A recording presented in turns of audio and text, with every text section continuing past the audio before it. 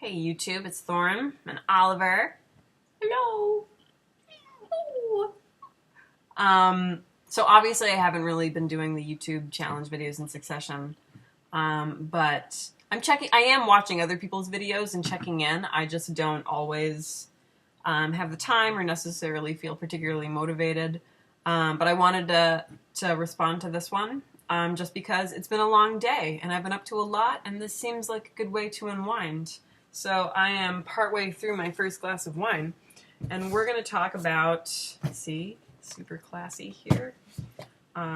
This, by the way, fits perfectly on the edge of a bathtub, for those of you who were unaware of this valuable fact. So week 7, which I realized was last week, or possibly the week before that, sacred texts and mythology, our opinions on those things. I think anytime contemporary pagans and witches start talking about texts and sacred texts, things get really interesting for me because I'm obsessed with books. I'm completely text obsessed. I'm a writer, and I'm slurring because I'm incompetent, not because I'm drinking. I'm completely obsessed with books. I'm a writer. Like, words are my thing. Words are how I communicate. I'm a blogger, right? Words are important to me.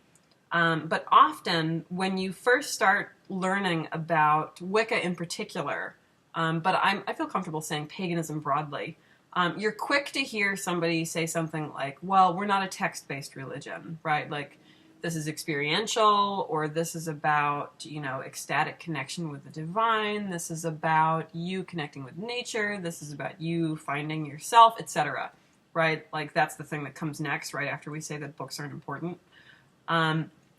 And that stuff is true, okay? But I think when we say things like that, we are discounting the role that texts actually have played in our traditions. And texts are really, really important. Like, we aren't text-based in the same way that, for example, certain kinds of Christianity are text-based, right? Like, we don't have a Bible necessarily, okay? But certain traditions do have sacred books, and we argue about them. Holy shit, do we argue about them, okay? And even if we aren't members of established traditions, pagans are book obsessed, right? Like, go to any YouTube video, and invariably you're going to see comments that are like, well, Scott Cunningham says that blah, blah, blah, blah, blah, blah. Well, if you look at Sarah Lawless's blog, blah, blah, blah, blah. Well, Raven Grimassi, blah, blah, blah. Right? Like, we're constantly referring to texts. We don't think of them as sacred texts because I think so many of us come from particular backgrounds where our idea of sacred texts is, right, the Bible, the Quran, right? Like we have a limited body of books that we consider sacred, and we set them over here. And that means that we can do anything we want with these other texts, even treat them in the exact same manner as these ones, but tell people that actually we don't value texts. It's really weird. And I wonder if it isn't because we're trying to, we're sort of, it's kind of a backlash against what we've experienced practicing some of these more, organized, hierarchical, regimented, maybe oppressive traditions. We go out of our way to make sure we're not doing things in the same way.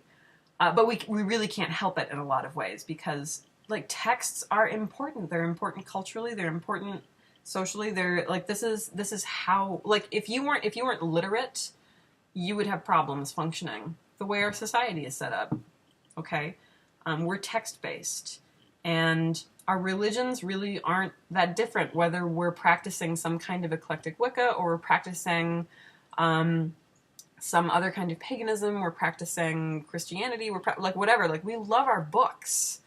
And we'll find a way, damn it, to take our religions and cram them into books. And if it's in a book, it must be real. Or at least if it's in a book, it must be considered seriously. We can disagree with it, but the book was published, therefore it must have some kind of validity that we can then dismantle or support, whatever. But we love our books. Like, we really are text-based religions. We just do things differently than the traditions we're usually thinking of when we talk about text-based religions. So it's really, really fascinating to me.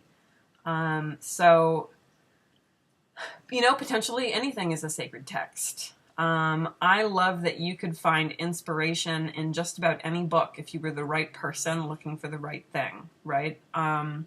If sacred means set apart, right? It's something that evokes really strong emotions that takes me out of my mundane spaces, then some of my favorite novels become sacred texts, right?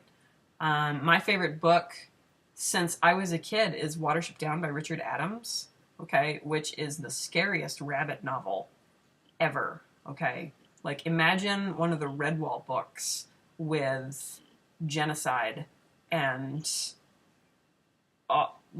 awful afterlives. And anyway, I digress.